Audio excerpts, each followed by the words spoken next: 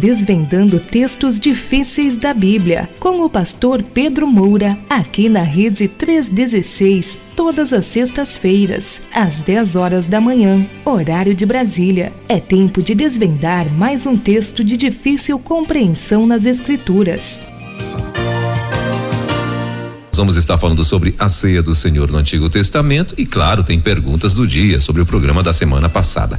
E já está aqui comigo, então, o nosso querido pastor Pedro Moura. Bom dia, querido, tudo bem? Tudo em paz? Bom ver o Senhor mais uma vez. Tudo bem, graças a Deus. Tudo bem, na bênção, graças a Deus. E por aí. E por aí. Eu só queria fazer uma retificaçãozinha. Pois não. Quando eu enviei o tema, que eu coloquei a ceia do Senhor no Antigo Testamento, é batismo e ceia no Antigo Testamento. Então, é sobre isso que nós vamos falar hoje. Batismo e ceia, as duas ordenanças no Antigo Testamento. Eu vou fazer igual o Chaves. E o que eu disse? Ceia no Senhor. Ceia do Senhor no Antigo Testamento. E não, você falou corretamente, porque mas enviei. Não, mas o tema aqui tá batismo e ceia do Senhor no Antigo Testamento. Aí depois eu acho que quando eu repeti, eu falei só ceia do Senhor, pastor. Aí foi onde o senhor tinha entrado. Eu só corrigi isso ontem. Ah, tá. E na semana passada a gente falou só ceia do Senhor. Ah, tá. É verdade. Agora eu entendi tudo. Agora eu entendi tudo. Mas muito bem. Mas tudo bem, meu pastor? Tudo em paz? Como é que tá, Salvador? Graças a Deus, Salvador tá lindo, tá um sol lindo. E semana de aniversário, né? Sim, vai. Vou dizer alguma coisinha sobre Salvador, ouviu? Oh, que legal, bacana. E então, chovendo por aí, não? Não. Bom, chove todo dia, não é? Mas agora não tá chovendo, não. Agora tem sol. Muito bem. Bom, são 10 horas. Eu hoje troquei a caneca. Essa é a do seminário. Seminário do Nordeste. Eita, linda também, hein? Olha, eles me mandaram uma caneca com meu nome. Ó, que legal, bacana demais. Que presentasse. Ó, pronto, bacana demais, top mesmo. Então tá aí, ó. Gente, então é isso, olha, a gente começando nosso Desvendando Textos Difíceis da Bíblia. Irmã Dulce tá bem, não é, pastor? Bem, graças a Deus. E você em casa, todo mundo bem? Todo mundo bem, graças a Deus, tudo na santa paz. A mamãe lá tá bem? Graças a Deus, tá lá, curtindo a neve do Pará, né? Então. Que história é essa de Muqueca Celestial? Muqueca Celestial, você viu isso? É o conterrâneo aí, pastor, que veio com essa daí, ó. Feita por anjo, né? Ele falou, o Misael, né? Ele manda, tô aqui, garfo e faca afiada, ele sempre tem um comentário assim, né? Garfo e faca afiada, esperando o manar de toda sexta, mas esperando o manar dos céus e tal. Aí hoje ele veio com essa aí, a Moqueca Celestial, em homenagem aí aos baianos, né? Tanto a ele quanto ao Senhor, então. Legal demais.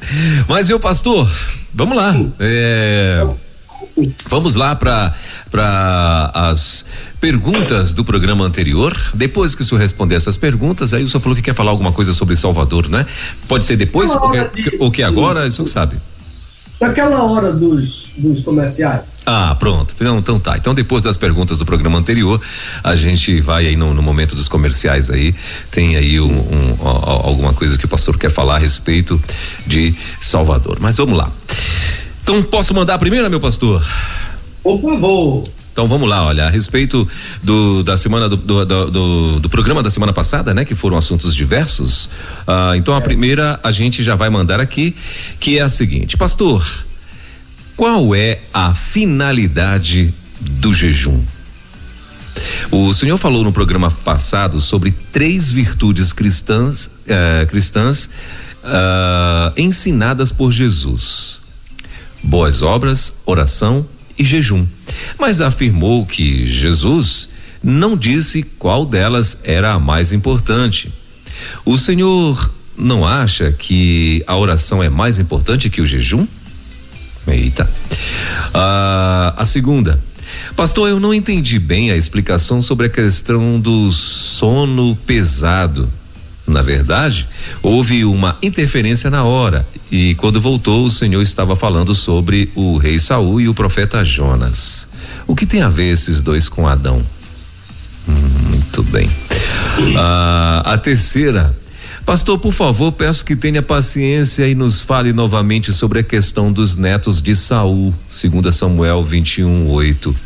São filhos de Merabe ou filhos de Mical? Ficou ali a dúvida. A quarta é, pastor, há muita coisa sobre Satanás que nós não sabemos. Eu não tolero, entre aspas aí, o oba-oba que há em algumas igrejas. Mas do jeito que o Senhor falou, ficou parecendo para mim que Satanás tem mais poder que nós.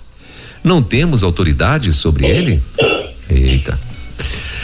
Muito bem, essas aí, pastor, foram as questões do programa anterior.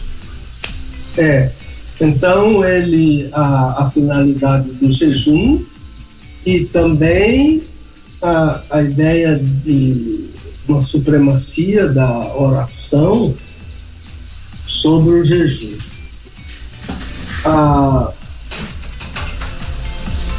O Senhor não acha que a oração é mais importante do que o jejum? É a pergunta dele. Bem, o jejum é uma virtude espiritual, né, ensinada e praticada pelo Senhor Jesus, pelos apóstolos, pelos crentes do Antigo Testamento. Os crentes do Antigo Testamento eram jejuadores. E ainda hoje, né, muitos crentes, muitos homens de Deus, muitas mulheres cristãs praticam o jejum e como praticam a oração e como praticam as boas obras. A finalidade do jejum é separar um tempo para estar com o Senhor. É um tempo em que o crente abre mão de um direito que Deus lhe deu, o direito de se alimentar, de sustentar o seu corpo, né? E ele abre mão disso para estar com o Senhor. A ideia de separar esse tempo, né? A ideia de se sentir constrangido pelo próprio Senhor. E se esse jejum vem do constrangimento do Senhor, o crente terá convicção disso sem nenhuma dúvida. Por que eu estou falando assim? Porque não adianta eu experimentar um jejum unicamente baseado na experiência de outras pessoas. Fulano disse que jejua, eu vou jejuar também. Eu ouvi um crente, ele contou que estavam vindo dois pastores conversando sobre jejum e ele achou interessante e resolveu experimentar. Olha, depois dessa experiência, depois ele contou como foi a experiência dele do jejum. A experiência dele foi um tormento, foi um dia de tormento.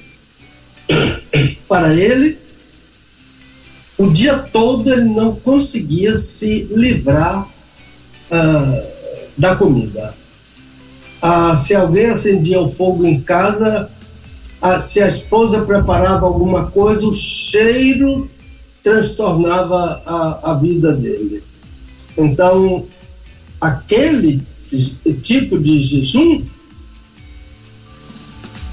não é o jejum que vem do constrangimento do Senhor, da necessidade que o crente sente de separar o Senhor. E ele disse que 1 minuto ou 2 minutos depois da meia-noite, ele abriu a geladeira e atacou tudo que estava dentro da geladeira. Então, esse tipo de experiência não é a experiência do jejum, né? Não é para apenas suportar 24 horas de fome, isso não é jejum. Jejum não é um expediente para o crente passar fome. Jejum é um momento para abrir o seu coração diante do Senhor. E o nosso coração tem muita coisa para dizer ao Senhor, porque o nosso coração é enganoso, não é? O Senhor Jesus disse que os pecados vêm do coração, não é? Eles se aninham na mente, porque a pessoa vai alimentando aquilo, gosta de lembrar daquilo, gosta de lembrar daquilo outro, gosta de pensar naquilo outro, naquilo que seus olhos viram, e da mente desce para o coração. E aí a coisa acontece. Então, de modo que o jejum é um momento para abrir esse coração. Eu gostava muito da expressão que o pastor Russell Shedd usava. Uma vez ele falou sobre Apocalipse 3:20. Eis que estou à porta e bato. Se alguém ouvir a minha voz e abrir a porta, eu entrarei em sua casa e cearei com ele e ele comigo. Eu falo sobre esse tipo de ceia de Apocalipse 3:20. Aliás, no nosso livro sobre a ceia do Senhor, eu falo sobre todas as ceias que aparecem no Novo Testamento. Uma delas é essa ceia com o Senhor Jesus. E o Dr. Russell Shedd ele dizia que o Senhor Jesus pedia para a gente abrir as gavetas. E naquelas gavetas havia esqueletos que precisavam ser tirados dali. Então, essa ceia do Senhor é esse momento. E o jejum é o momento de abrir gavetas diante do Senhor. Para ser sincero, não tem nada que o crente possa fazer para enganar o Senhor. Isso é tolice. De modo que entrar num jejum com o Senhor, para omitir, para usar meias palavras, para se defender. Não, é para dizer contra ti somente pequei, fiz o que era mal aos teus olhos. Jejum não é festa, não. Jejum não é para pular, estou jejuando, que maravilha, não. Jejum é para chorar. Jejum é para se lamentar. Então, de fato, o Senhor Jesus falou das 3 virtudes: boas obras, oração e jejum, sem nada dizer a respeito da superioridade de uma sobre a outra. Ele somente disse: quando você fizer boas obras, quando você orar, quando você jejuar. Então, o Senhor Jesus entende que há um tempo em que o crente separa para boas obras, há um tempo em que ele separa para orar, e há um tempo em que ele separa a fé. Foi só isso que Jesus falou. Quando, não disse se, mas quando. Então, minha opinião sobre essa questão de mais importante e menos importante tem que se basear no ensino de Jesus. E ele não tratou de importância de uma virtude sobre a outra. Então, o ideal é praticar as 3 virtudes da maneira como ele ensinou, da maneira como ele praticava e da maneira como ele ensinou, e também os apóstolos ensinaram, e grandes homens do Antigo Testamento, mulheres abençoadoras do Antigo Testamento, líderes, não é? Lutero era um homem de jejum, e muitos outros grandes líderes, não é? Eram homens de jejum. De modo que o jejum é uma virtude tão boa quanto a oração, tão boa quanto as boas obras. Agora ele está falando aqui, o ela. Aliás, quando eu disser ele está falando aqui, eu estou falando genericamente, né? Eu vou pelo masculino, né? Porque a ideia do português é que se tem masculino e feminino, o pronome é masculino. Então, ele não entendeu bem a explicação sobre o sono pesado. Na verdade, ele disse que houve uma interferência na hora. Lá no celular dele, não sei. E quando normalizou, eu estava falando sobre Saul e sobre Jonas. E ele ficou sem saber o que tem a verem esses dois, Saul e Jonas, com o sono pesado. Tem tudo a ver. Tem tudo a ver. Mas o que eu falei sobre o sono pesado, que aparece lá em Gênesis capítulo 2, de 18 a 25, foi que há uma espécie de redução do significado do sono pesado. Então, geralmente, muitas vezes, a gente ouve em cerimônia de casamento que Deus aplicou uma cirurgia no homem, ou aplicou uma anestesia no homem, e ele dormiu. É lógico que se um médico sabe usar uma cirurgia, e há tantos anos que se descobriu a anestesia, quanto mais Deus, não é? Claro que Deus não fez na tora, assim, pegou o sujeito assim, saiu rasgando o sujeito para tirar uma costela, não é? Isso. Eu vi um irmão da Assembleia de Deus. Ele contou que uma pessoa de fora visitou a igreja, e a igreja estava numa hora assim aquela hora de que todo mundo fala ao mesmo tempo, todo mundo ora, um canta, outro ora, outro pula, etc. Ele perguntou ao irmão que o levou: o que é que está acontecendo aqui? Aí ele disse: é o Senhor que está operando. Aí ele disse: mas ele não podia usar anestesia?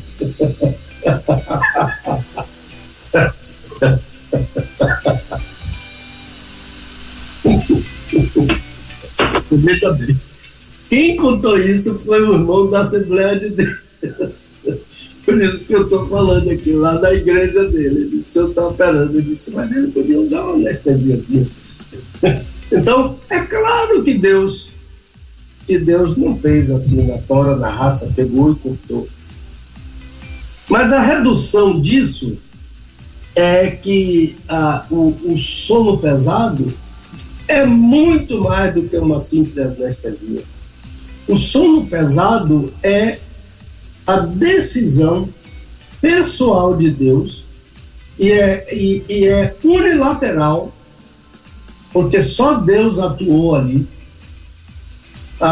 em criar a humanidade com dois sexos. Então, veja que tanto o homem quanto a mulher são absolutamente passivos. O homem está dormindo e a mulher nem está criada ainda. Então, eles não participaram de nada. O que acontece é que, depois do sono pesado, não existia só o macho.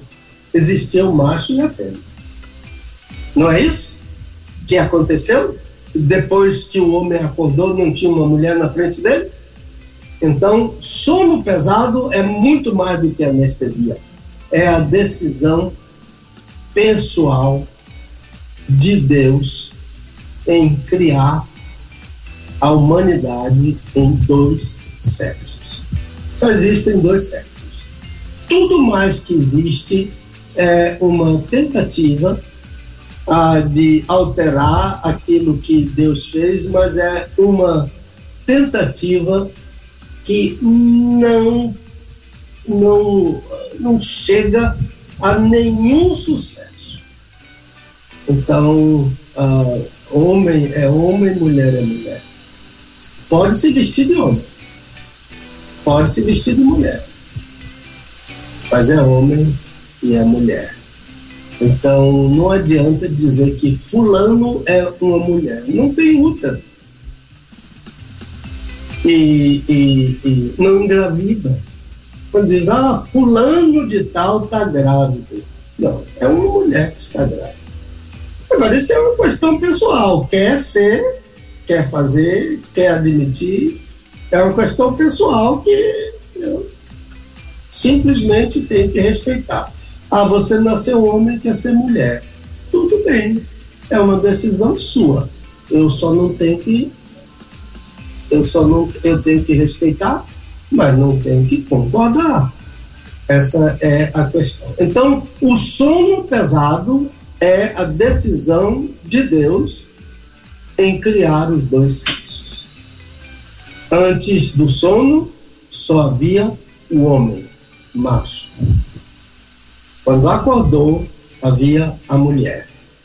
Por isso que a Bíblia usa a expressão Zahar Unikivá, macho e fêmea. Deus criou o homem, a imagem de Deus o criou, macho e fêmea os criou. Então, a questão não é de anestesia, é muito mais profunda, muito mais rica. Agora, por que Davi e Saul? Ou por que Saul e Jonas? É porque eles experimentaram esse mesmo sono. A mesma palavra Radam, a mesma palavra para o sono pesado de Adão, é a palavra para Jonas lá no porão do navio, dormindo. Então, o sono de Jonas era tão forte que a embarcação estava à beira de um naufrágio completo, só marinheiros jogando tudo dentro do mar, as coisas tudo reviradas dentro do navio, e ele dormindo, simplesmente dormindo. É o sono pesado. Saul também. Saul, perseguindo Davi, chegou a um local, resolveram dormir ali. Caiu sobre eles um sono da parte do Senhor. Não somente sobre Davi, sobre Saul, mas sobre Abner, que era o comandante do exército de Davi, e sobre os soldados, o comandante do exército de Saul, e sobre os soldados de Saul. Todo mundo dormindo. E Davi chegou perto deles, e o soldado de Davi pegou a pilha dele de água e a lança dele. E depois, quando já estavam a uma boa distância, é que eles gritaram para acordar os dorminhocos. E então o sono pesado que aconteceu com Adão aconteceu também com Jonas. E aconteceu também com Saul e os soldados de Saul. E a pessoa que passa por esse sono fica totalmente entregue, totalmente vulnerável, fica como morto, como uma pessoa anestesiada fica como morto.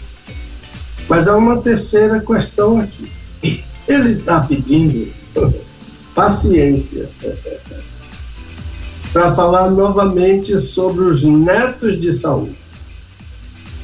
Segundo o livro de Samuel, capítulo 21, versículo 8. Ele quer saber se essas crianças são filhos de Merabi ou filhos de Mical.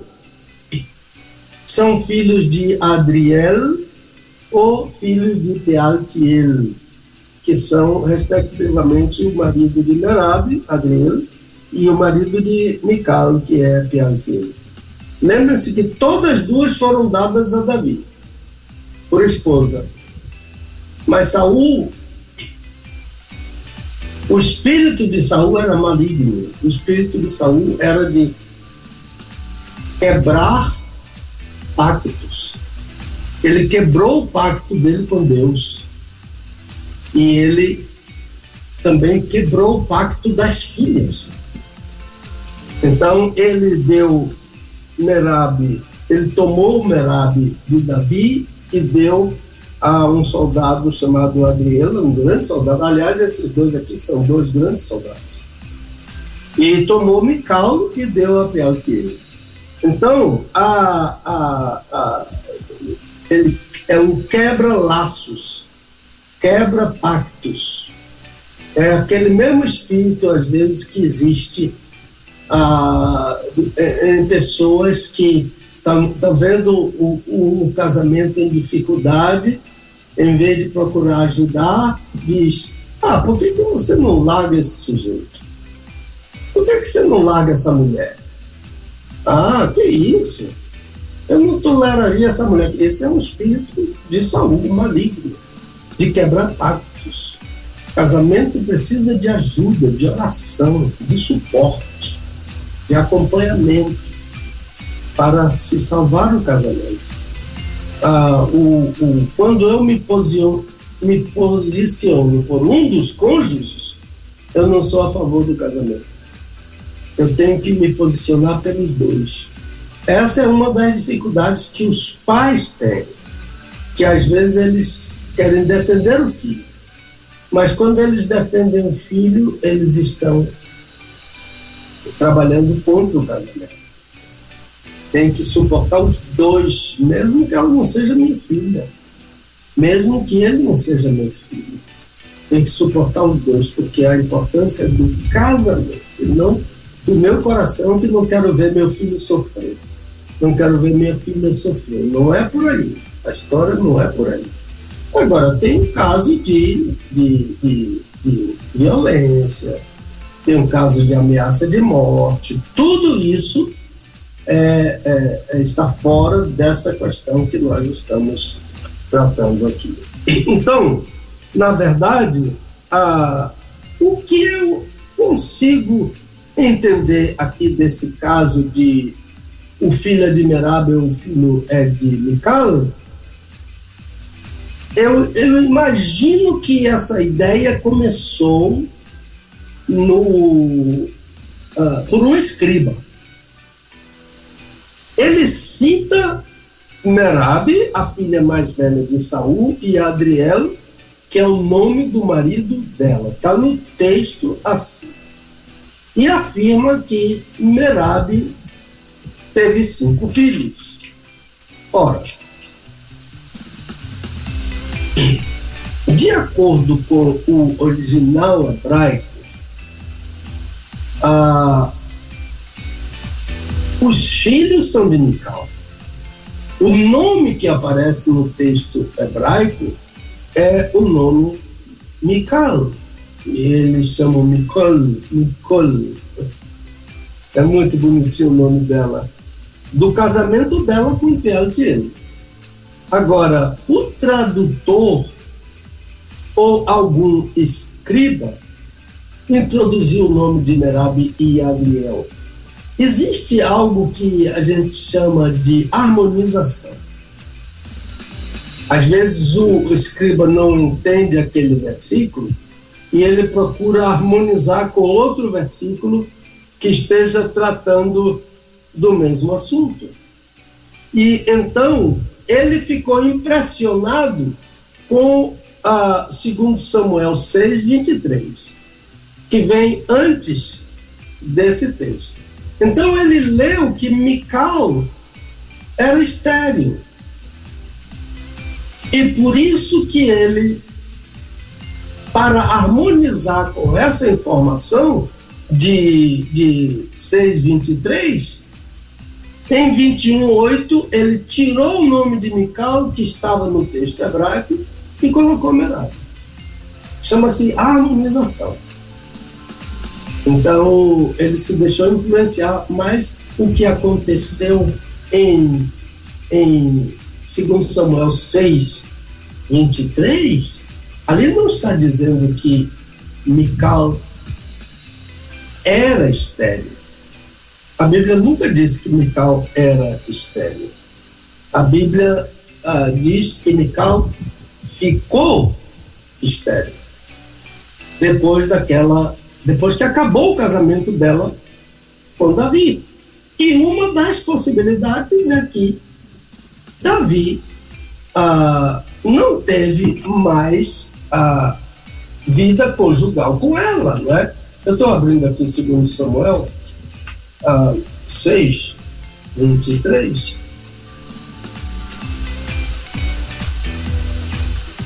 Observe que o texto do 23 não diz que Mical ficou estéril. Ele diz que Mical não teve filhos até o dia da sua morte, depois disso aí. Então, não tinha vida conjugal com seu marido. E então não podia ter filhos. Mas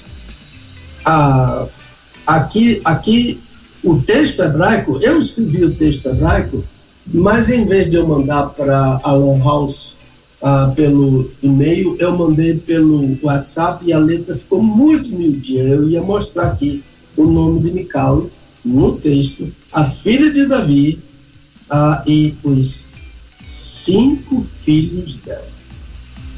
Então, eu creio que é problema de escriba, é problema de harmonização. Um escriba botou na nota de rodapé, fez uma observação ao lado, o outro colocou para dentro do texto. Acontece isso muito, Romanos 8, versículo 1.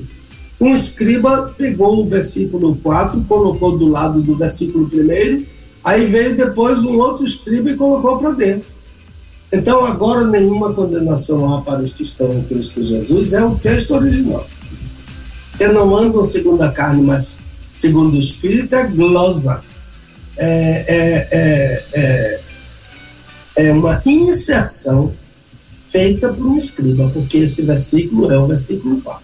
Ele puxou o 4 para dentro do versículo 1, para harmonizar com o versículo 4, ou uma glosa explicativa. Não prejudicou em nada, mas não é assim que está no texto original. Então, o hebraico registra os 5 filhos de Mical, associando-a a Adriel, que era o marido de Merab.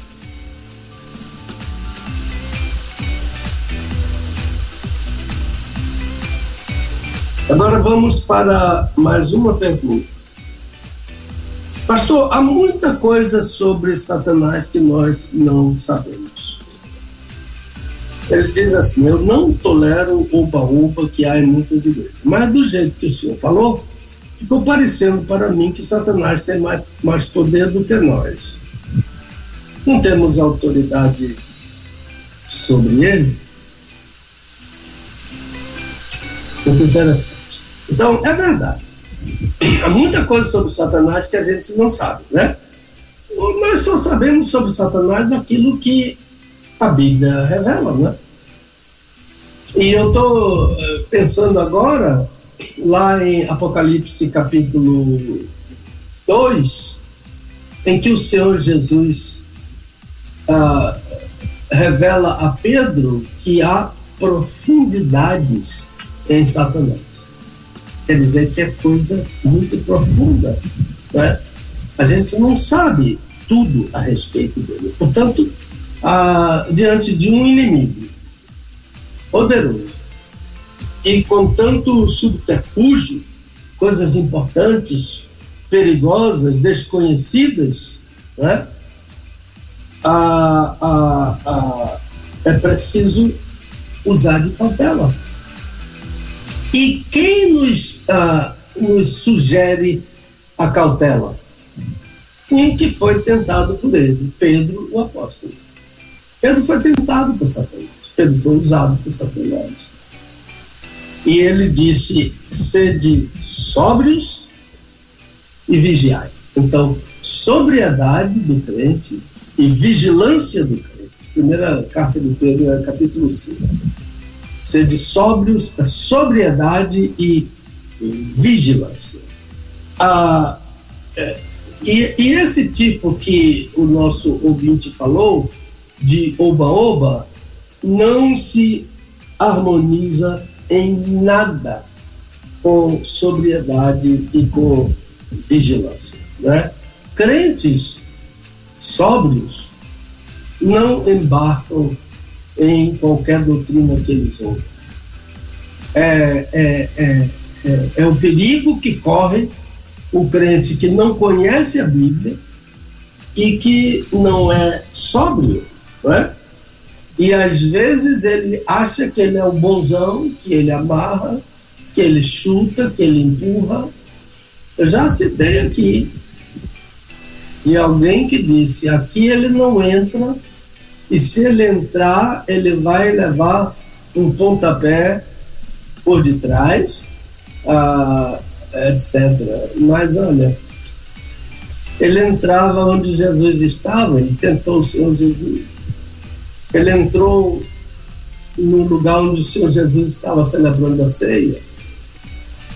Por que ele não entra na igreja? Não entra porque a gente que não entende as profundezas de Satanás é que brinca com ele. Ele entra assim, ele senta assim, ele tenta assim, ele tenta em qualquer lugar. Ele tem legiões de demônios a serviço dele. Então, o valente é Jesus. Aliás, Satanás é o valente, disse Jesus. Mas Jesus é o mais valente do que Satanás. Então, cuidado com essa postura soberba, vaidosa, presunçosa e falsa.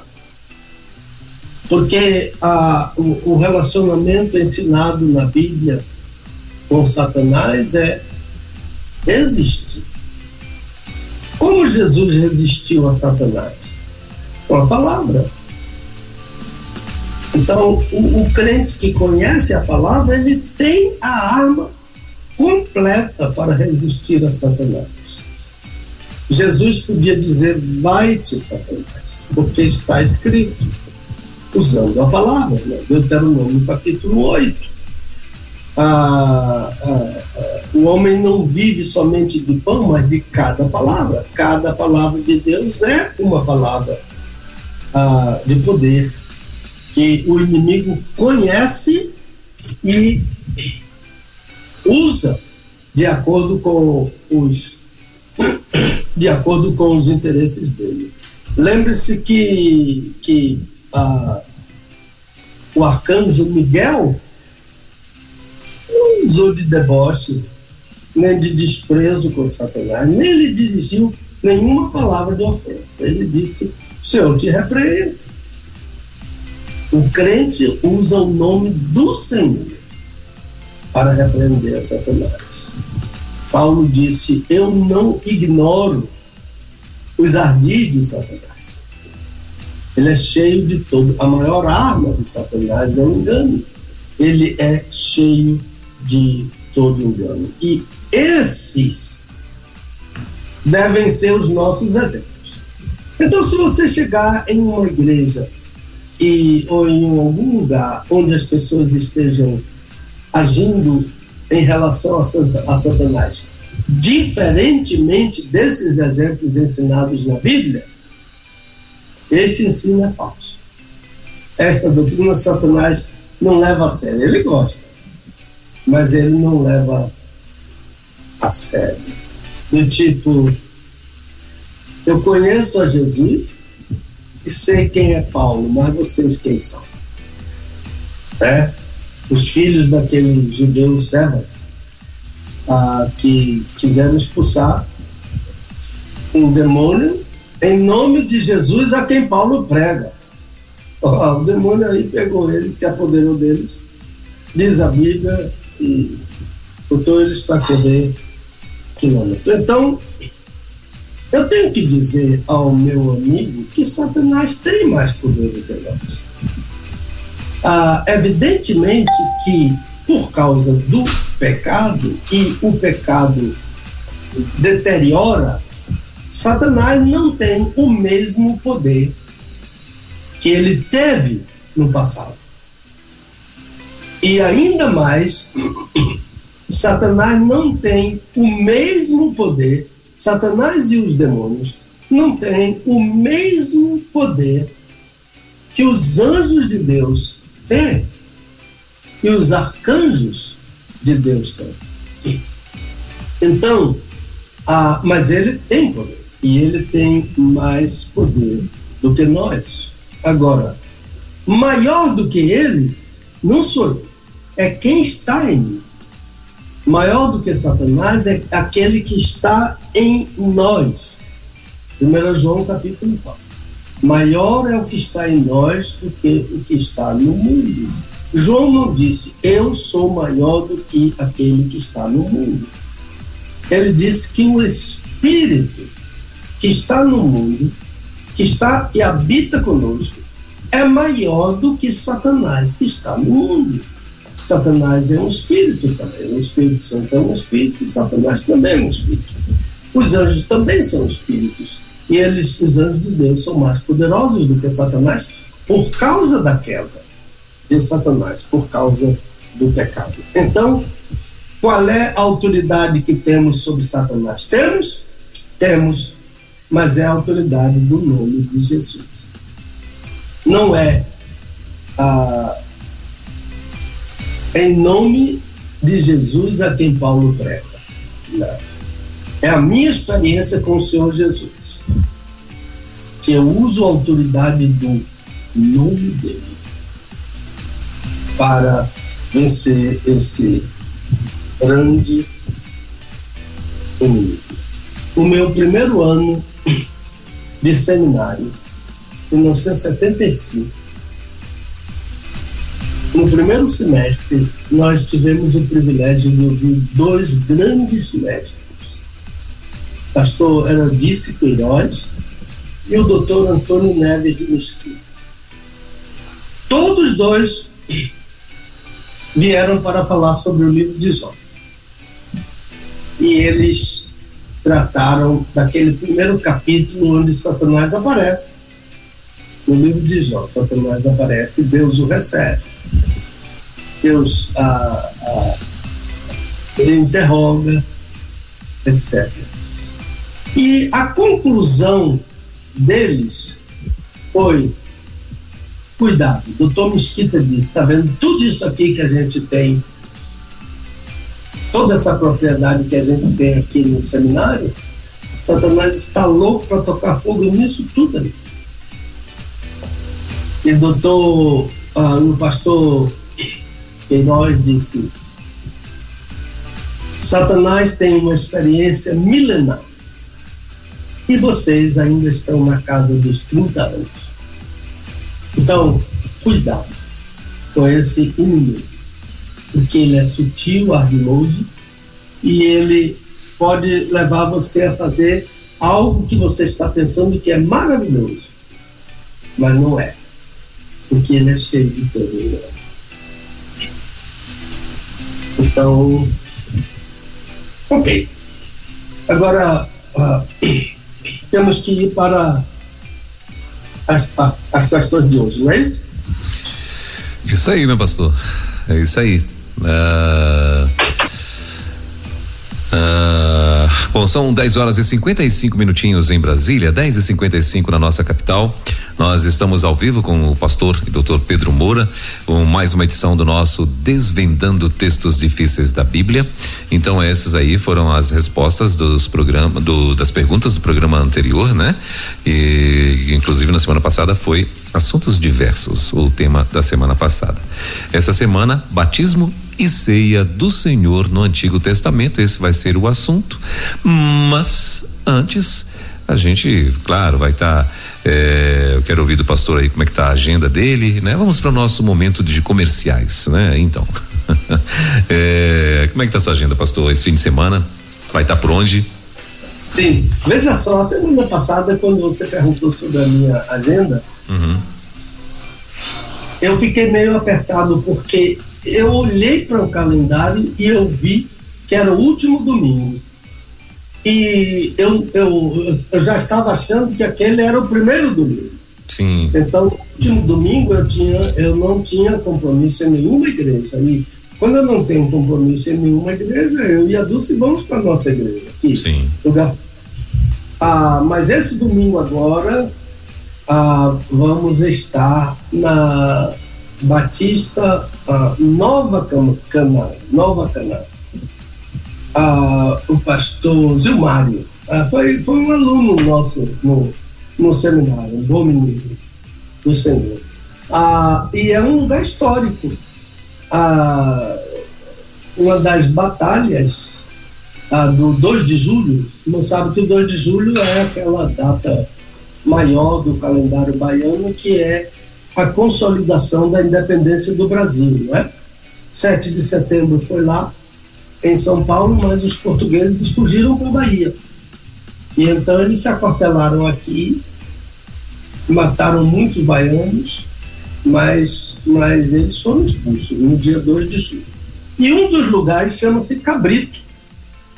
É uma área aqui, já saindo da cidade do Salvador, Grande Salvador, chama-se Cabrito. É lá que está essa igreja. Lá tem uma outra igreja que eu já preguei também, uma igreja da Convenção Batista Nacional, uma grande igreja lá. E lá tem um monumento aos heróis lá de Cabrito, né? 2 lugares em Salvador, um chama-se Pirajá e outro chama-se Cabrito.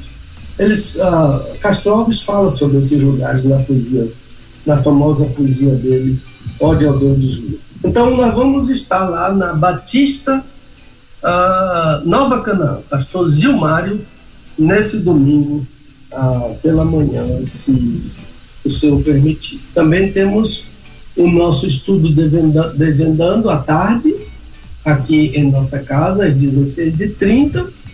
Vamos orar, vamos buscar o Senhor e vamos estudar a sua palavra com quem vier, ao lado do Colégio 2 de Julho, 2 casas depois do Colégio 2 de Julho.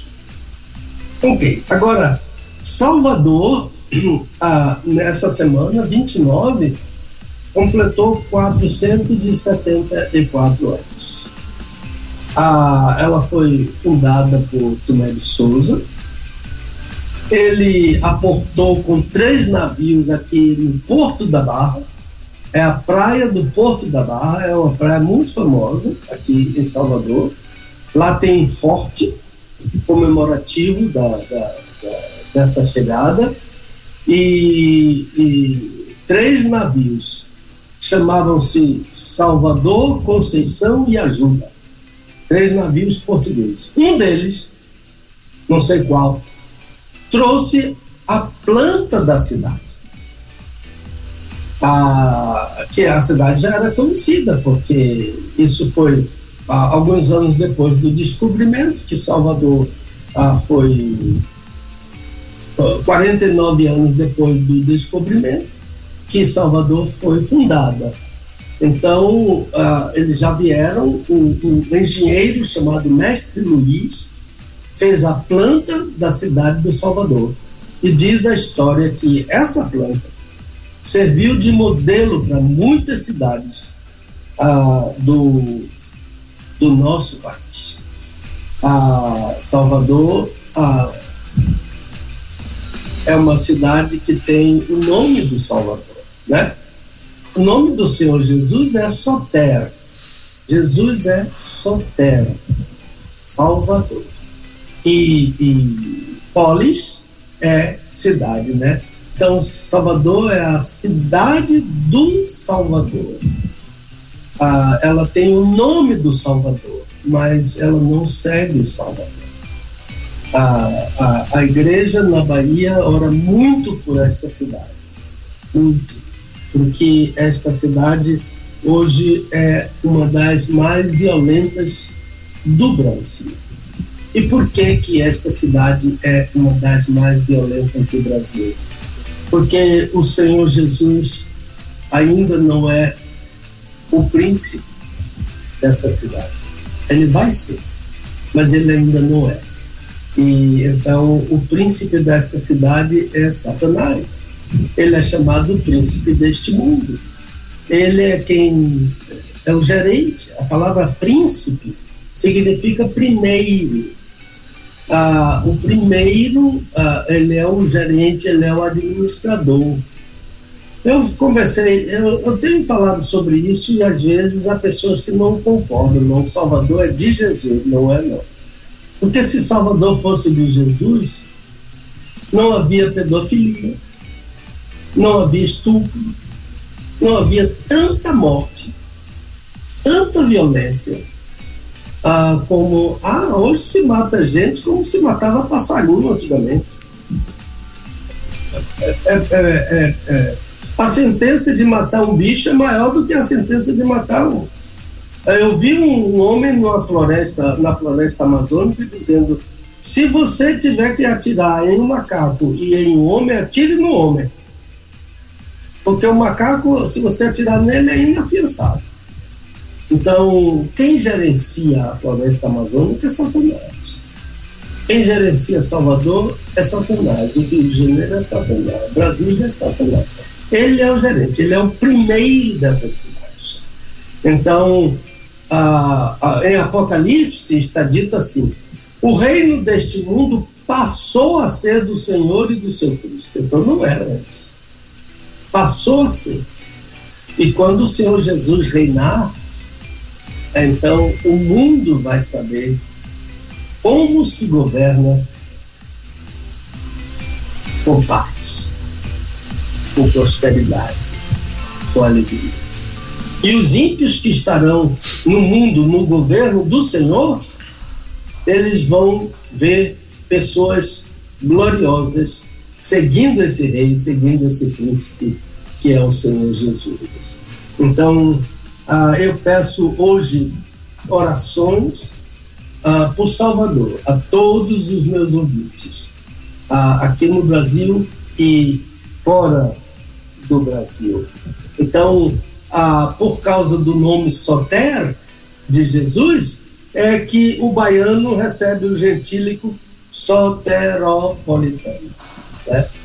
Aquele que é nascido na polis, na cidade do Salvador, a primeira cidade do Brasil e também a primeira capital do Brasil. Esta semana eu fiz uma homenagem a Salvador no Facebook e também no WhatsApp, e eu coloquei, e uma pessoa disse assim: pastor, permita-me discordar do senhor. A cidade mais antiga do Brasil é São Vicente, em São Paulo, mas não é. É porque São Vicente era uma vila na Baixada Fluminense, na Baixada Santista, e não uma cidade. Vila não é cidade. E Salvador, de fato, foi a primeira cidade e a primeira capital do Brasil. Mas hoje vive sob um certo governo que não somente a tornou a mais violenta, mas a pior educação do Brasil é a de Salvador. A pior saúde do Brasil é a de Salvador. Infelizmente. E ontem nós assistimos, eu e a Dulce, assim, a gente até não quis continuar assistindo. As crianças de Salvador, pobres, dentro do lixão, catando lixo, juntamente com seus pais.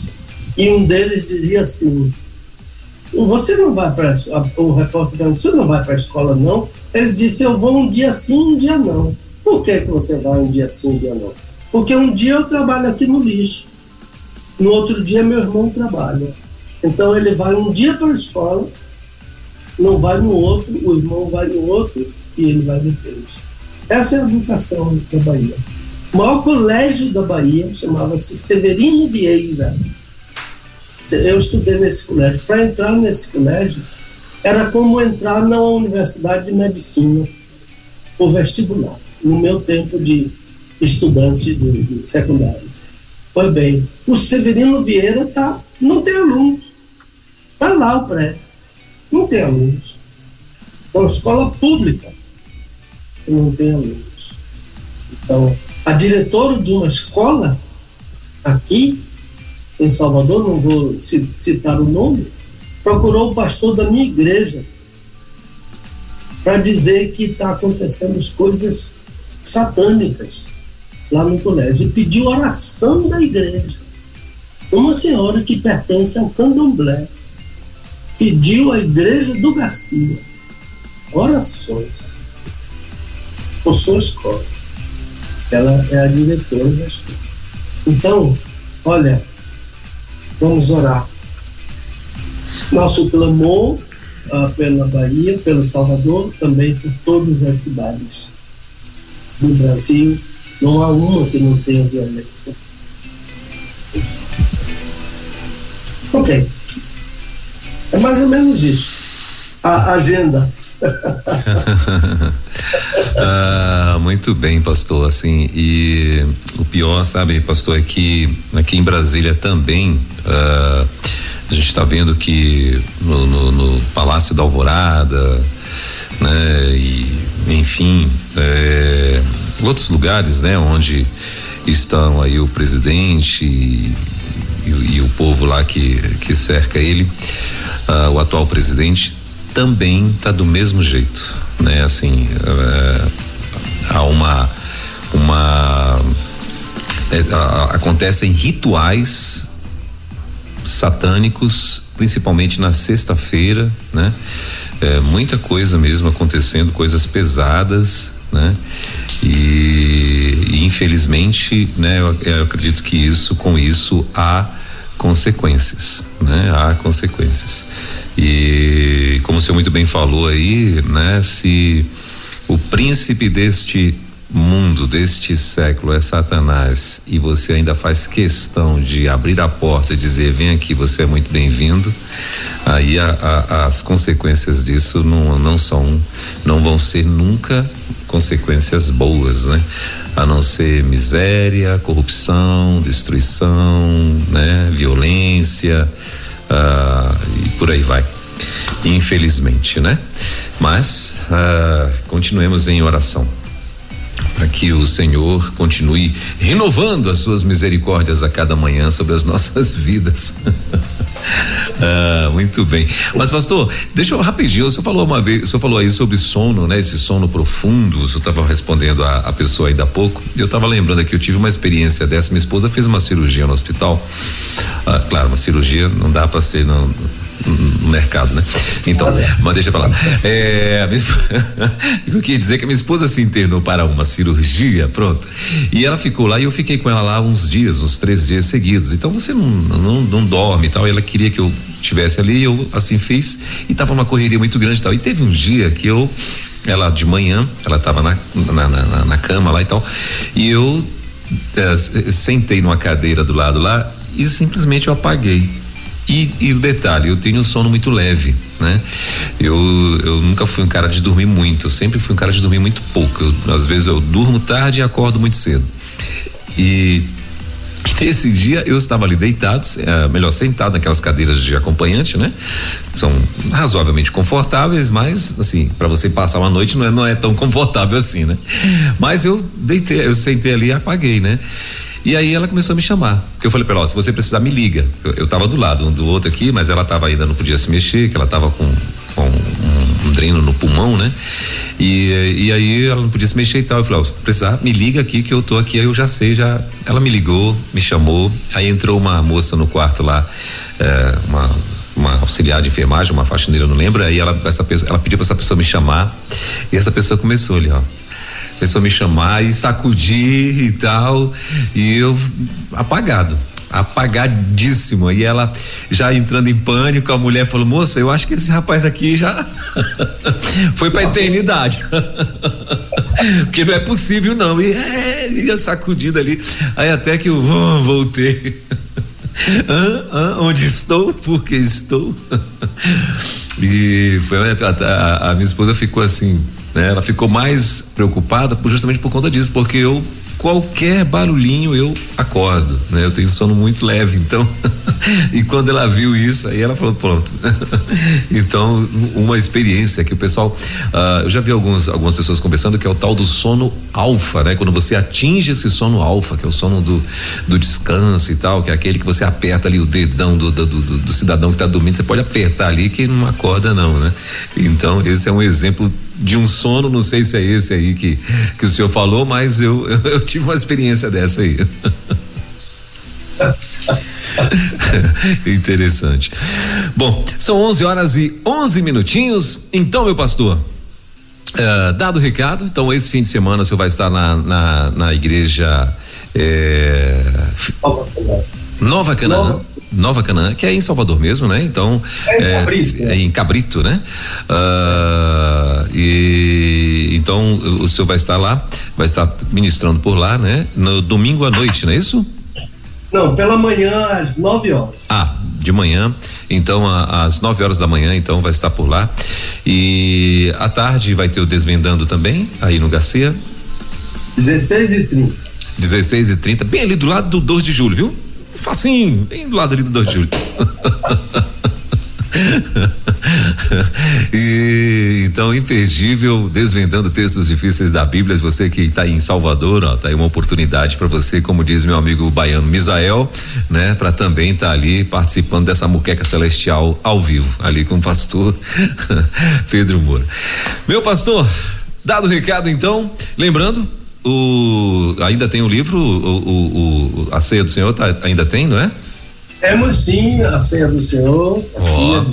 Então, se você não fez ainda o teu pedido, faça, tá ali, ó, a Ceia do Senhor, né? Vale muito, muito, muito a pena você lê-lo, né? E adquiri-lo. Então, o pastor Pedro tem uma loja virtual onde lá você vai encontrar todos os livros dele, ou então através do e-mail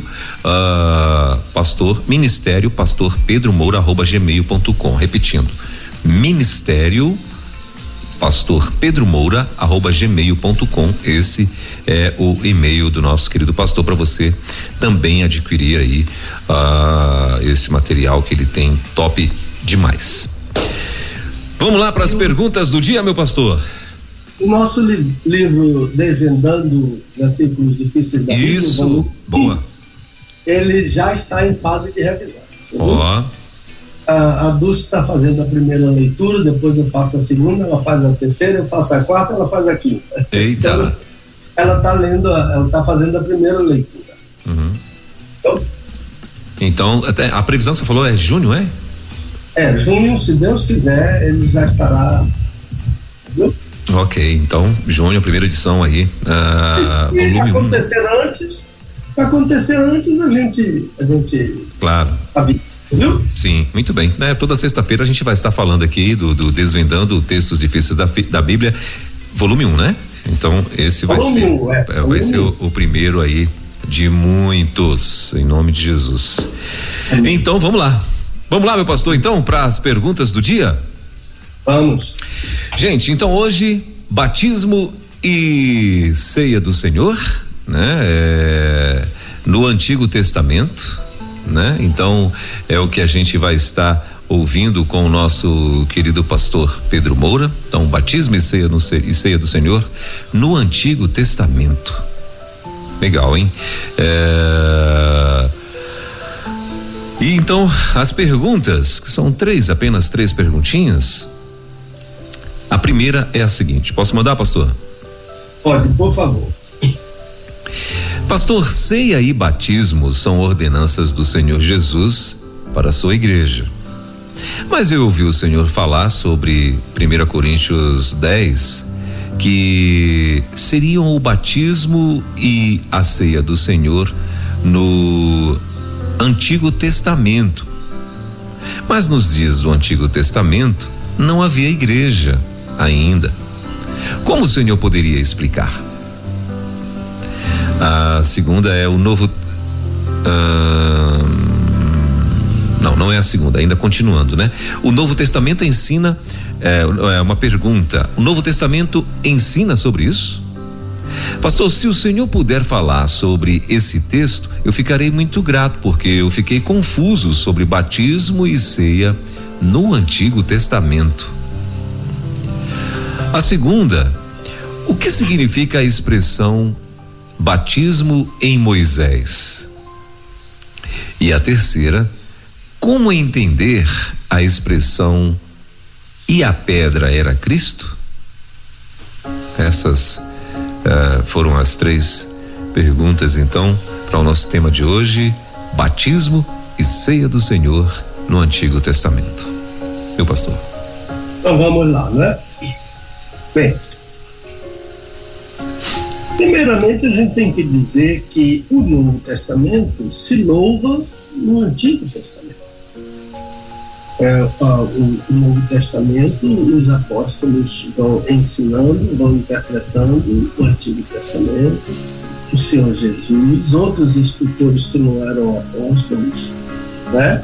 Então, este assunto tão importante, batismo e ceia, estão no Antigo Testamento.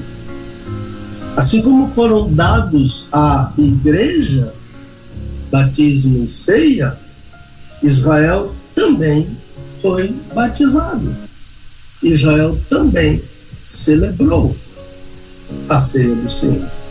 Então, a igreja em Corinto recebeu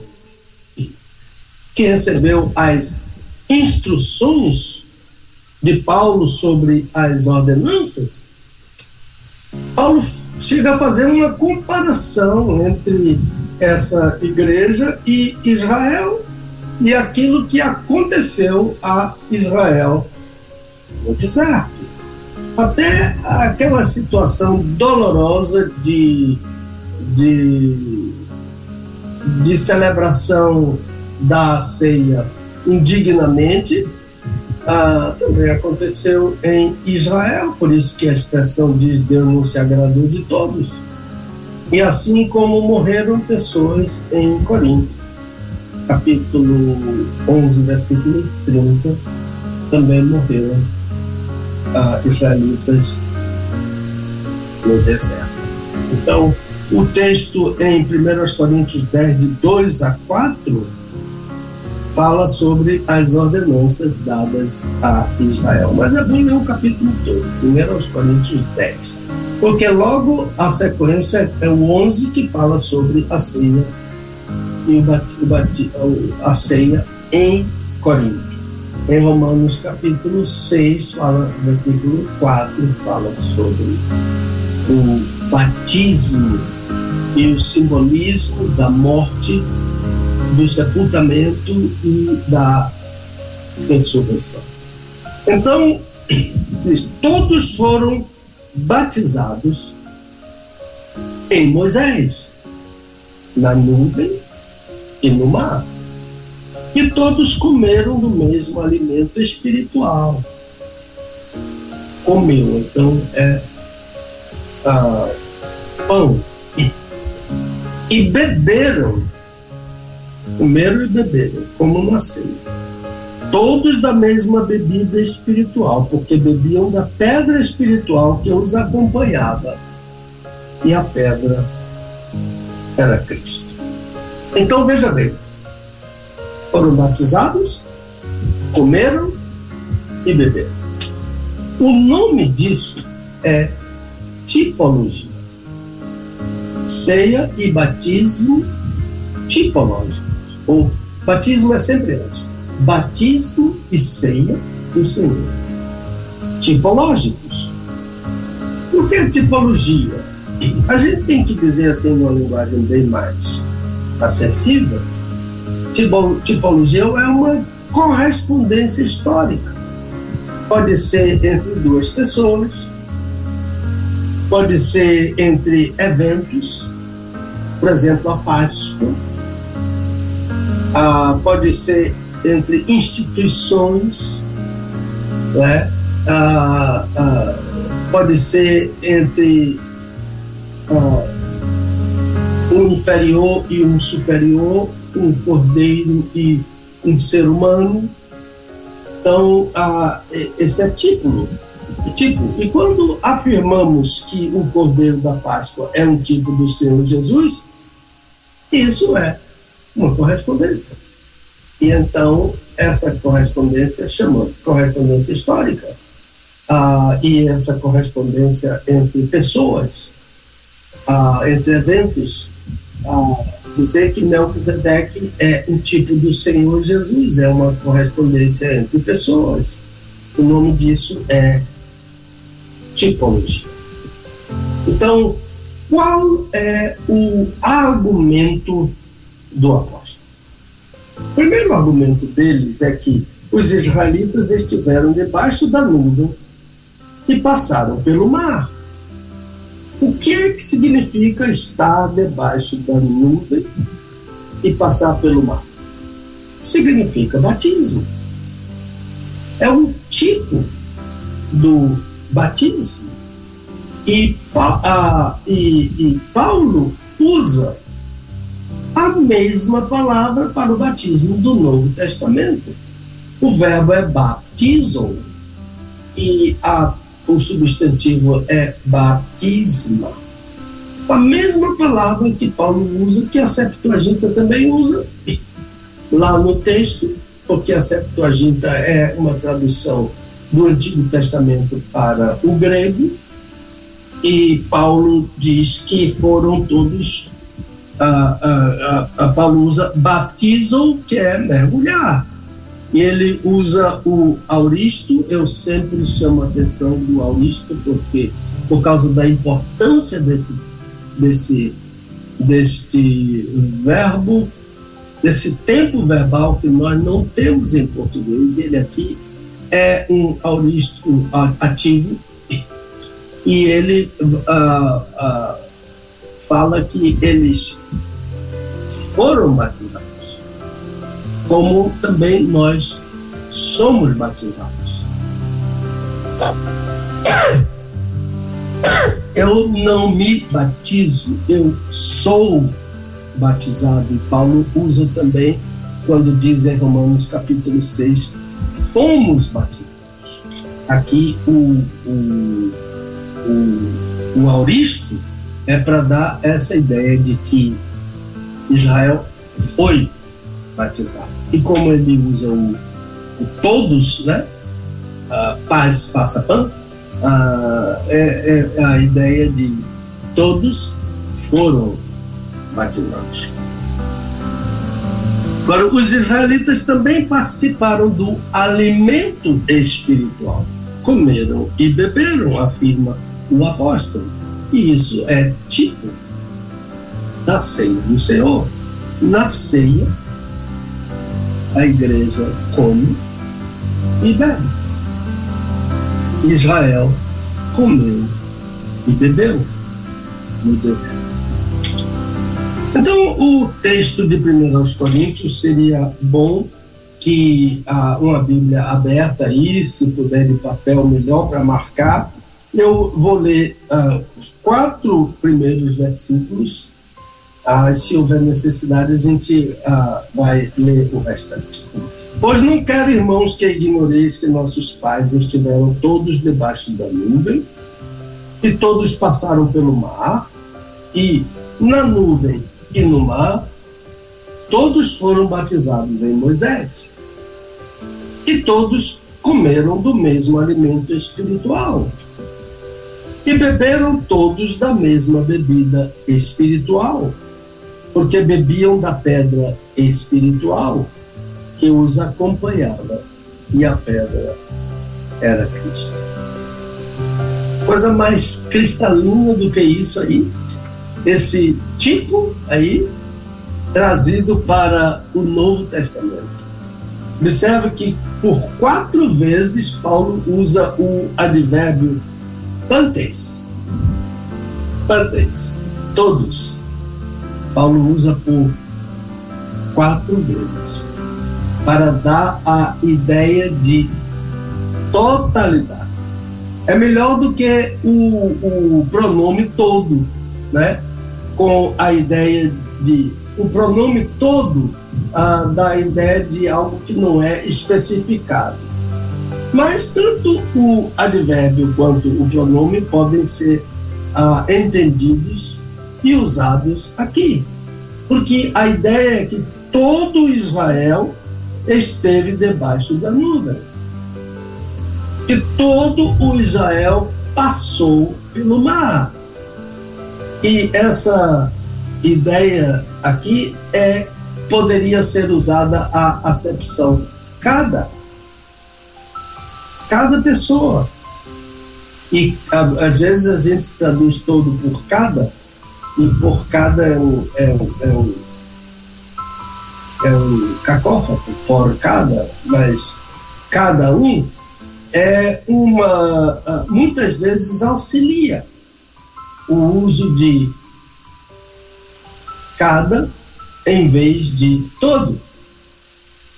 Então a experiência foi total, a experiência foi de todos, ninguém ficou fora do batismo, ninguém ficou fora da ceia. Ninguém deixou de passar pela nuvem e pelo mar. E ninguém deixou de comer a comida espiritual e beber a água espiritual. Então, eu gosto muito quando Paulo faz uso do verbo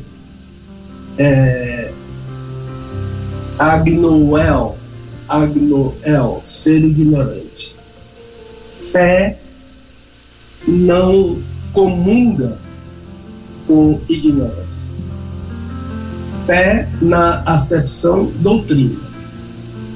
Como Judas usa a fé que uma vez foi entregue aos santos. Essa fé é o corpo de doutrina.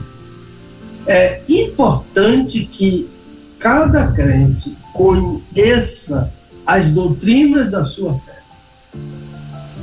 Pergunte, consulte, leia, mas não leia qualquer coisa não. E então, porque o crente que não conhece as doutrinas da sua fé, ele oscila, ele vacila, ele se torna uma presa fácil de falsos ensinos. Ele diz aleluia a tudo, ele diz glória a Deus a uma heresia que ele acabou de ouvir. Então, falsos mestres e pessoas que são adestradas fazem facilmente isso, desviam facilmente um crente que não conhece as doutrinas da sua fé. Cuida. Pergunte a seu pastor. Se alguém vier lhe ensinar uma coisa, pergunte a seu pastor. E leia a palavra do Senhor e ore, porque o Espírito ajuda a fraqueza. Então, debaixo da nuvem, o capítulo que estamos tentando interpretar para responder ao nosso ouvinte, começa no Antigo Testamento.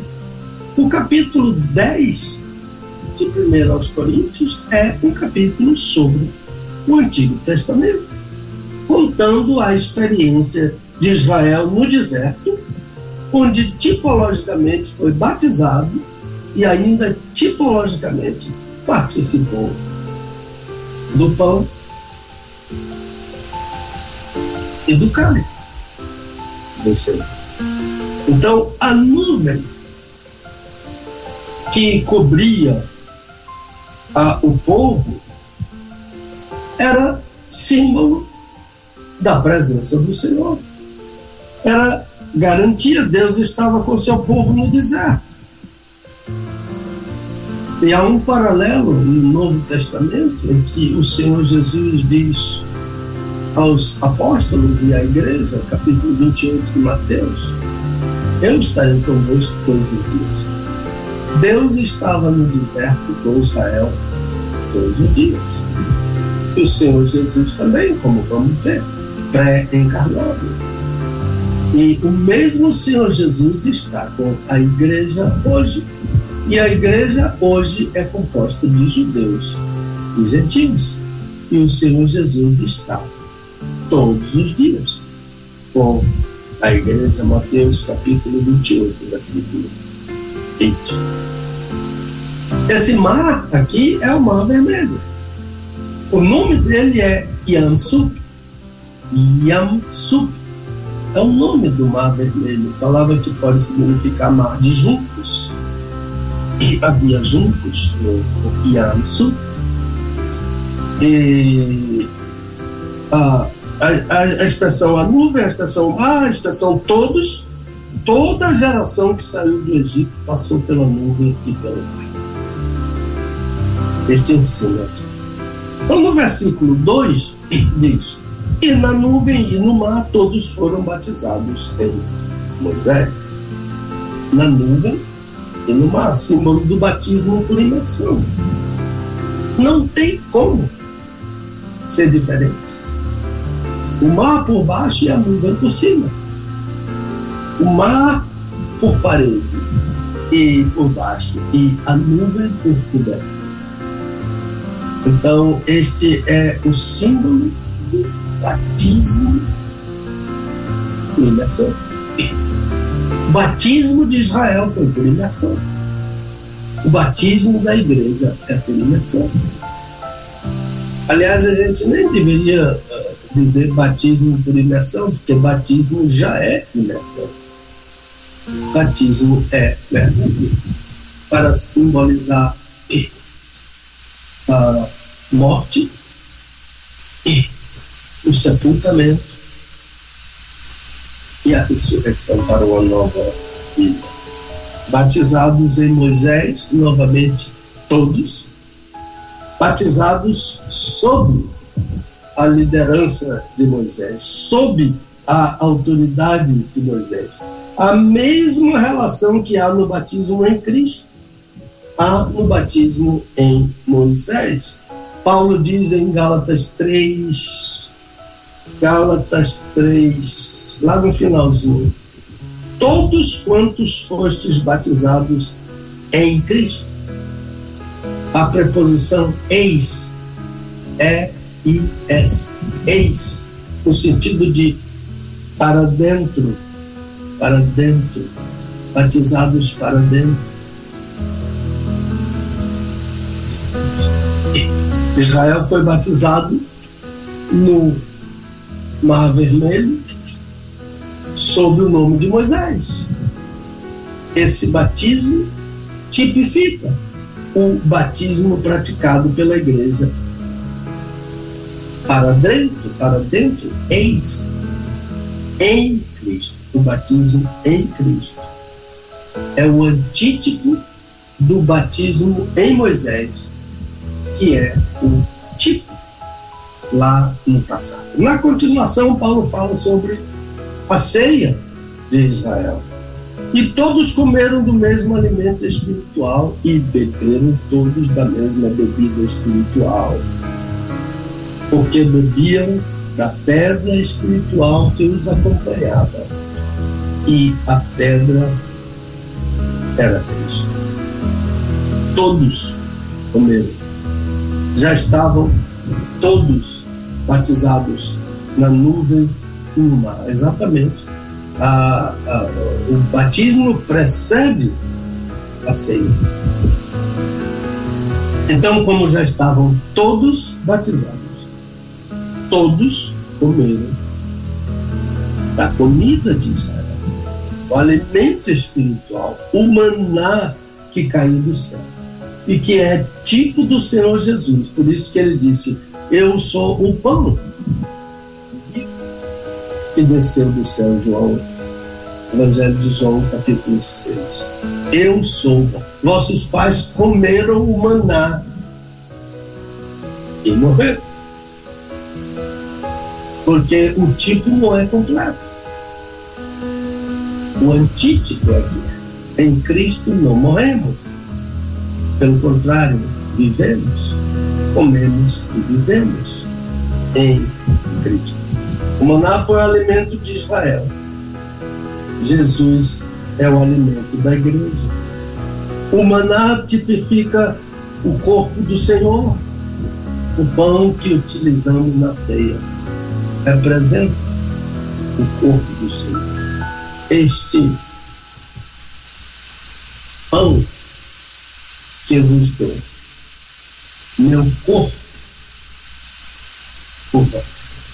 O corpo do Senhor, representado por um pão, é por nós. Então todos comeram. Israel comeu o maná. A igreja come o pão, que representa o vinho. Beberam todos da mesma bebida espiritual. A água que jorrou da pederneira é tipo do sangue que foi vertido no Calvário. O que Paulo deixa bem claro nessa metáfora espetacular. A pedra era Cristo. Comeram e beberam como a igreja, como foi ordenado a igreja. Comei dele todos, bebei dele todos. Então, a tipologia é perfeita aqui, com as diferenças entre o tipo e o antítipo, porque o tipo é figura e o antítipo é realidade. O mar é figura, a pedra é figura, a bebida é figura, a realidade é Jesus no futuro. Israel celebrou a ceia do Senhor no deserto. Esta celebração tipifica a ordenança da igreja. Então, Israel, no deserto, como a igreja hoje no mundo, vivenciou o batismo e a ceia do Senhor. Na forma ceia típica, o maná equivale ao pão. A água equivale ao fruto da videira. Há uma lenda antiga, uma lenda judaica antiga, que conta a história de Israel no deserto e faz menção de uma grande pedra que rolava misteriosamente entre o povo, seguindo o povo e descedentando o povo em sua caminhada. O Novo Testamento e o Antigo Testamento não tratam desse assunto. Paulo apresenta à igreja o ensino a propósito de uma pedra espiritual, quando afirma a pedra era Cristo. Ela é figura da realidade, que é o Senhor Jesus, e a figura de que o Senhor Jesus estava presente na caminhada de Israel pelo deserto. Este é o Senhor pré-encarnado, presente na caminhada de Israel por todo o deserto. A pedra que o seguia é figura do Senhor Jesus, pré-encarnado no deserto. Não foram só os apóstolos que conviveram com Jesus. Antes dos apóstolos, Israel conviveu com Jesus, pré-encarnado no deserto. O batismo em Moisés é o reconhecimento da liderança de Moisés, das maravilhosas experiências que os israelitas viveram sob a liderança daquele grande comandante, Moisés. Paulo fala, no entanto, aqui, voltando para a pedra, a pedra, porém,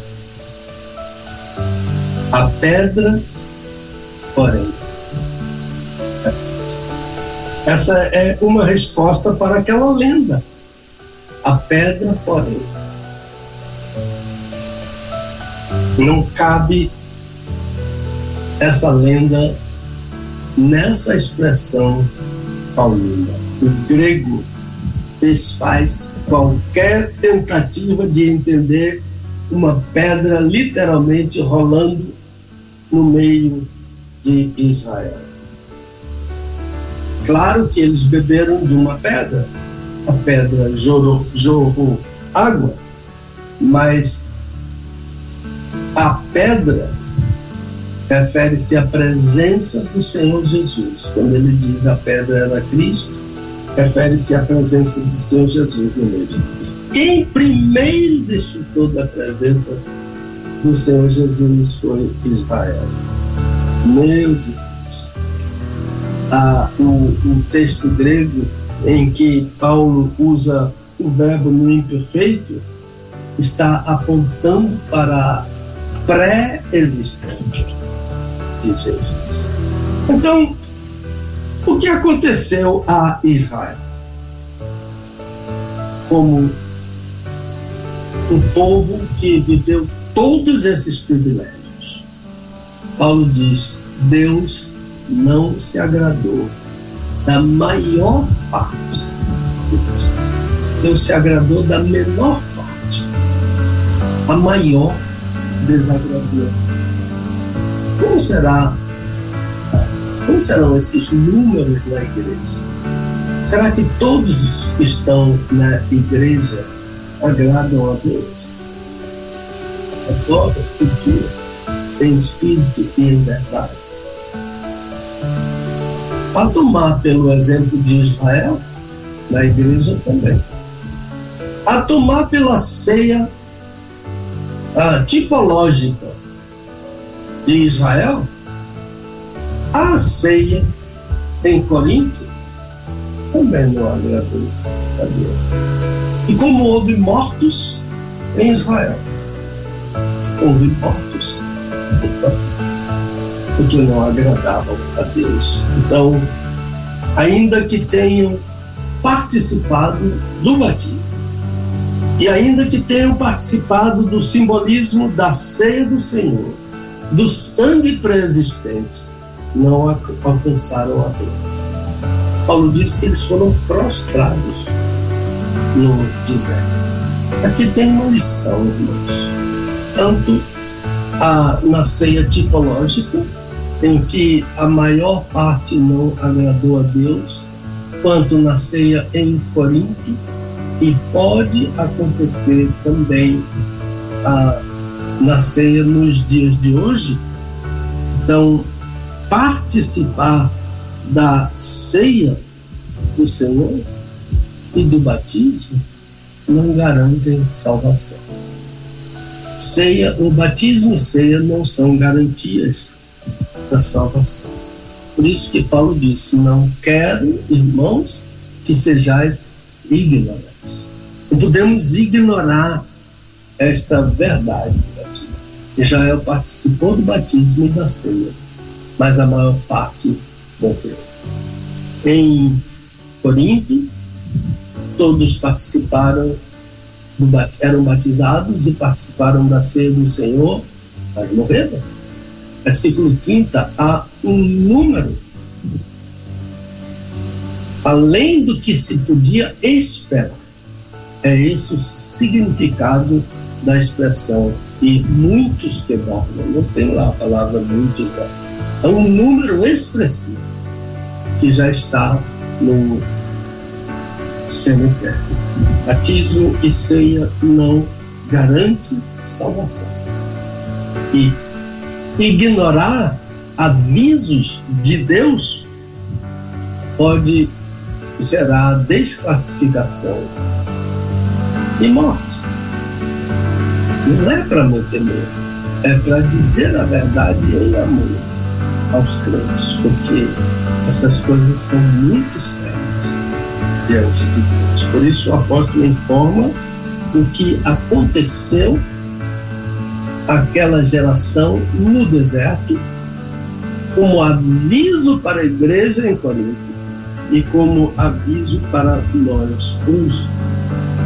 Tudo isso lhes acontecia como exemplo e foi escrito para aviso de nós. Ignorar avisos de Deus é um perigo. Onde estão esses avisos? Na palavra de Deus, nos púlpitos, através da ação do Espírito Santo sobre o pastor. Então, irmãos, o modelo do que aconteceu a Israel no deserto não deve ser tomado por nós como crítica àquela igreja. Israel é assim mesmo. A igreja em Corinto é assim mesmo, não. O nosso papel não é criticar isso aqui, mas nem censurar, mas receber o aviso. Aquele que está em pé está no mesmo texto, capítulo 10. Aquele que pensa que está em pé, cuidado para não cair. Então, do mesmo modo que Deus não se agradou da maioria dos israelitas, também não se agradou da maioria dos crentes em Corinto, e isso pode ser aplicado a nós. Não se trata de, mais uma vez, de amedrontar. Trata de dizer: o Senhor merece amor incondicional. Que vivamos a vida dele. E a vida dele não é fácil para nós vivermos, porque ela implica morte. Se alguém quiser vir após mim, negue-se a si mesmo. Tome cada dia a sua cruz e siga-me. Tomar a cruz é morrer como ele morreu, para viver como ele viveu. Morrer como ele morreu, para viver como ele viveu. Deixa eu pegar o meu esboço aqui.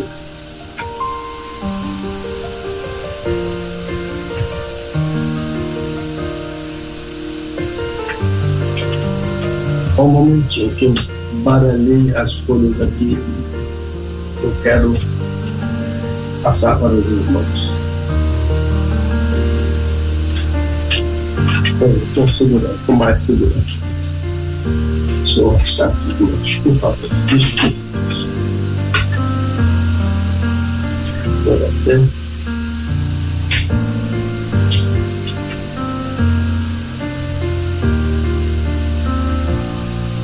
O que significa a pedra era Cristo? A ideia, irmãos, a pedra era Cristo, é a terceira pergunta. A ideia da expressão paulina, literalmente, não é uma pedra.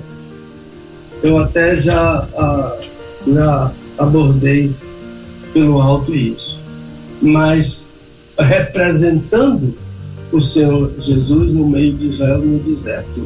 Então seria o Senhor Jesus pré-existente com seu povo Israel, e o seu povo foi quem primeiro experimentou a bênção de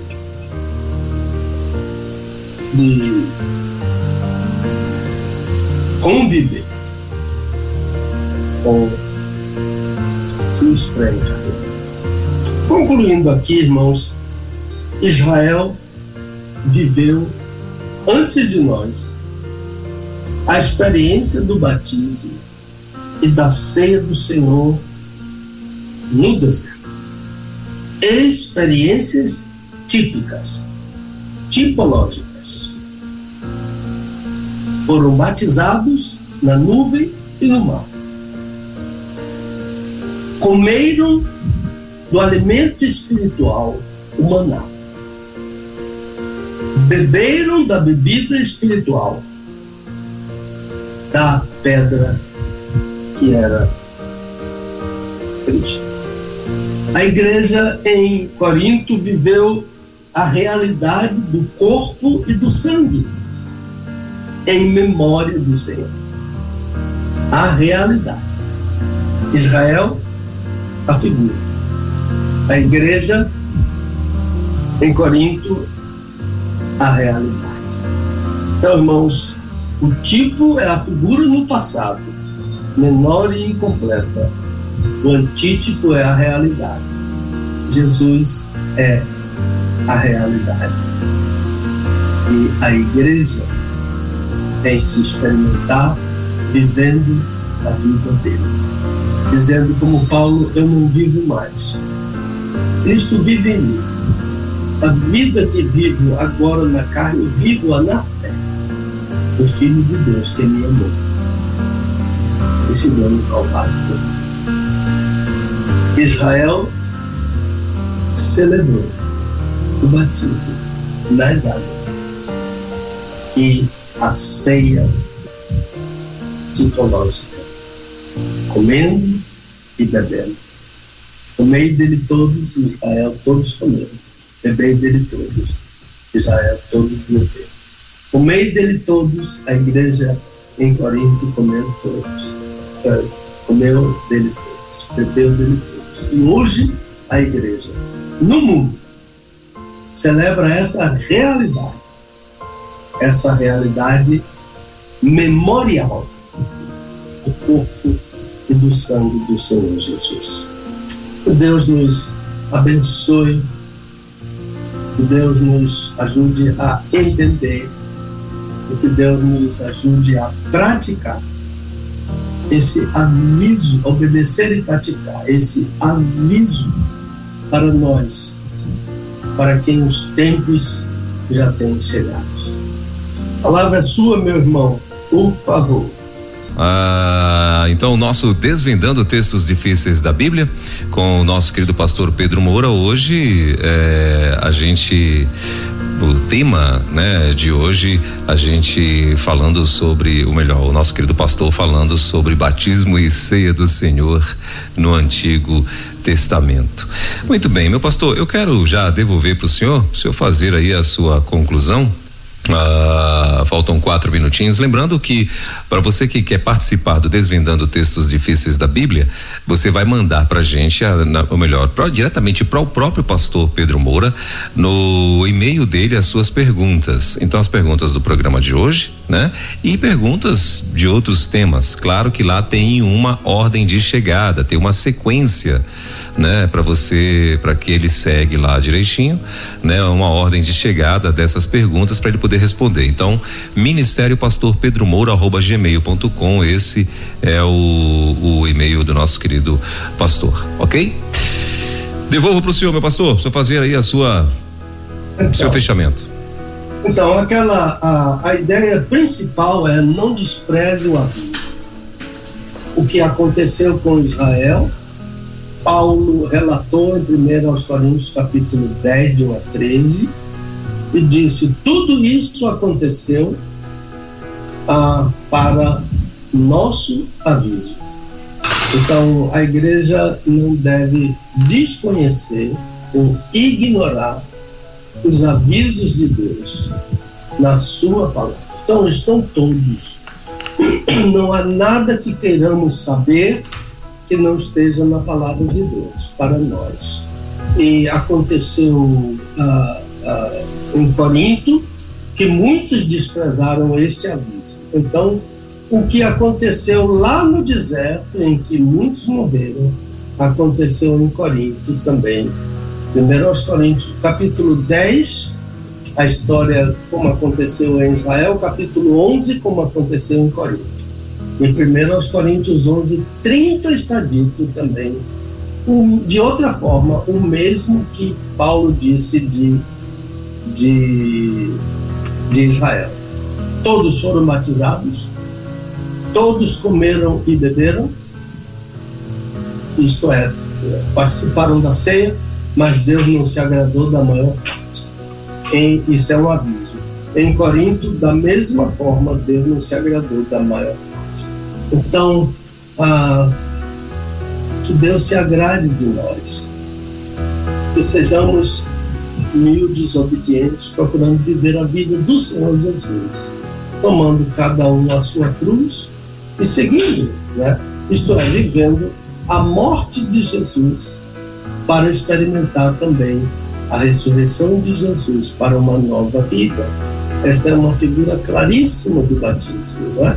Morrer para ressuscitar para uma nova vida. Eu não estou falando da ressurreição final, estou falando da vida em Cristo hoje, aqui, quando eu tomo a minha cruz e sigo o Senhor Jesus. Que Deus abençoe grandemente a sua igreja no Brasil, a igreja que celebra as ordenanças dadas por Ele, em obediência à ordem dEle, e a igreja que vive para a glória deste amado Salvador, o nosso Senhor Jesus Cristo. A nossa agenda é a Igreja Batista Nova Canaã.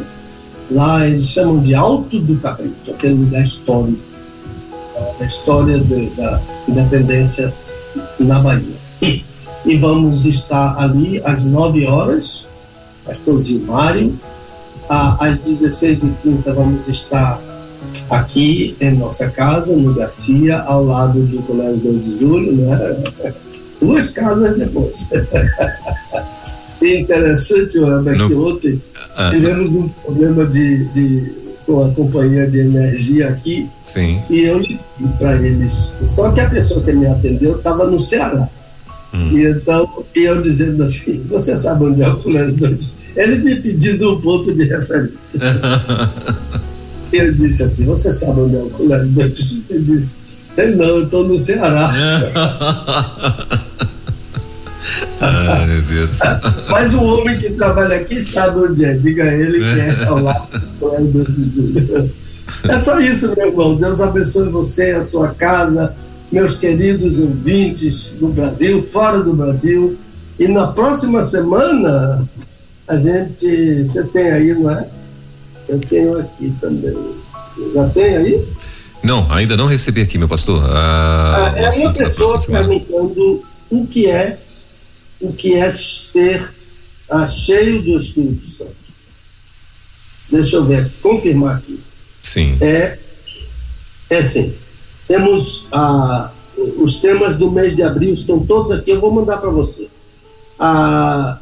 Abril 7. O que significa ser cheio do Espírito Santo? Efésios 5:18. Olha, as questões aqui estão mais voltadas para teologia e hermenêutica, as questões desse mês. Ouviu? Então, são bem mais técnicas, né? Sim. Teologia sistemática, teologia bíblica, hermenêutica. Vai ser bom. Com fé em Deus vai ser bom. O que significa ser cheio do Espírito Santo? Efésios 5:18. Muito bem. O que significa ser cheio do Espírito Santo? Efésios 5:18. Esse então vai ser o tema do nosso próximo Desvendando Textos Difíceis da Bíblia. E vai ser bom, vai ser esclarecedor, né? Porque assim, a gente sabe que aqui tem pessoas, né, que são de várias igrejas que estão aqui nos ouvindo, né? Várias igrejas, várias denominações. Além de todos os batistas, né? A gente está aqui também com católicos, assembleianos, presbiterianos, né? Adventistas, isso tudo a gente já identificou aqui. As pessoas às vezes mandam o nome das suas igrejas, né? E aquelas igrejas também que são de nomes, né? Denominações particulares, enfim. Então vai ser bem bacana o próximo Desvendando, né? Acho que vai ser bem esclarecedor o que é ser cheio do Espírito Santo. Efésios 5:18, não é isso, pastor? Sim. Muito bem, então tá aí, imperdível, permitindo Deus, sexta-feira estaremos de volta com mais um Desvendando Textos Difíceis da Bíblia. Corre lá na loja do pastor para você adquirir um dos livros. Muita coisa do que ele falou aí hoje, né? Eu acredito que tem lá na Ceia do Senhor também, né? Com mais detalhes, né? Isso, com mais detalhes, dá para você aprender muita coisa mesmo no livro A Ceia do Senhor, né? Que ainda tem, então, tanto na loja virtual quanto você pode pedir também pelo e-mail e ele vai estar enviando aí para você, tá bom? Meu pastor, obrigado mais uma vez pela tua participação, bom vê-lo, e semana que vem, se Deus quiser, a partir das 10 da manhã, na sexta-feira, a gente vai estar aí com mais um Desvendando Textos Difíceis da Bíblia. Bom fim de semana, forte abraço na nossa querida irmã Dulce, que Deus continue abençoando vocês, guardando, e sexta-feira tamo junto de novo. Lembranças em casa também, viu? O Senhor abençoe a casa, a toda a equipe da Rede 316, a Junta de Missões Nacionais e aos nossos queridos ouvintes que já passam de 50 mil. Exatamente, rumo aos 100 mil, todo dia agora, aliás, todos os dias, muitos ouvintes novos, viu, pastor? Estão chegando aqui, dizendo que estão. Graças a Deus. Estamos aí, estamos rompendo. Deus abençoe, bom fim de semana e até sexta. Desvendando textos difíceis da Bíblia, com o pastor Pedro Moura. É tempo de desvendar mais um texto de difícil compreensão nas Escrituras, aqui na Rede 316.